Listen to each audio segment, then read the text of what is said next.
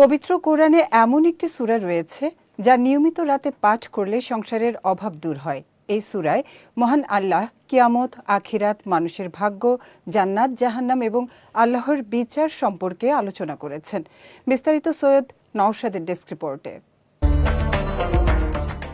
কুরআন আল্লাহর বাণী, যা পাঠ করলে হৃদয় প্রশান্ত হয় এবং আত্মা পরিশুদ্ধ হয়। কুরআন পাঠে প্রতিটি অক্ষরের জন্য 10 নেকি সওয়াব দেওয়া হয়। পবিত্র গ্রন্থটি যেমন আমাদের আখিরাতের ঢাল হিসেবে কাজ করবে, একইভাবে দুনিয়াতে সফলতার জন্য কুরআন পাঠের কোনো বিকল্প নেই, যার একটি ফজিলতপূর্ণ সূরা মক্কায় অবতীর্ণ সূরা ওয়াকিয়া।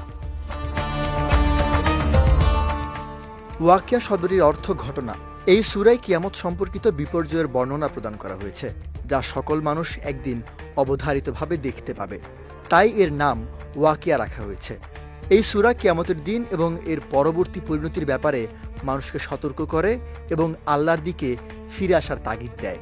আব্দুল্লাহ ইবনে আব্বাস রাদিয়াল্লাহু তাআলা আনহু থেকে বর্ণিত, একদিন আবু বকর রাদিয়াল্লাহু তাআলা আনহু বলেন, হে আল্লাহর রাসূল, আপনি তো বৃদ্ধ হয়ে পড়লেন। তখন নবীজি সাল্লাল্লাহু আলাইহি সাল্লাম বললেন, হ্যাঁ, আমাকে সূরা হুদ, ওয়াকিয়া, মুরসালাত, নাবা এবং সূরা তাকওয়ির বৃদ্ধ করে ফেলেছে। এই সূরা পাঠ করলে কখনো অভাব আসে না। আব্দুল্লাহ ইবনে মাসউদ রাদিয়াল্লাহু তাআলা আনহু তার মেয়েদের প্রত্যেক রাতে এ সূরা তিলাওয়াত করার আদেশ করতেন।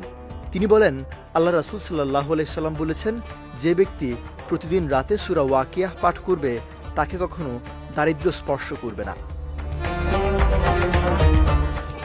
তবে ইসলাম বিষয়ক গবেষকগণ মাগরিবের নামাজের পর সূরা ওয়াকিয়া পাঠ করার অভিমত ব্যক্ত করেছেন, কেননা দিনরাত 24 ঘন্টার মধ্যে সকাল ও সন্ধ্যা গুরুত্বপূর্ণ দুটি সময়। ওয়ালটন আবারও মিলিয়নিয়ার অফারে ওয়ালটন ফ্রিজ কিনে আপনিও হয়ে যেতে পারেন মিলিয়নিয়ার। মহান আল্লাহ এই দুটি সময় জিকির করার নির্দেশ দিয়েছেন, আর আমলটি যেহেতু রাতের এবং রাতের নির্ধারিত কোনো সময় বলা হয়নি, তাই সন্ধ্যাবেলাতেই এই আমল করা উত্তম।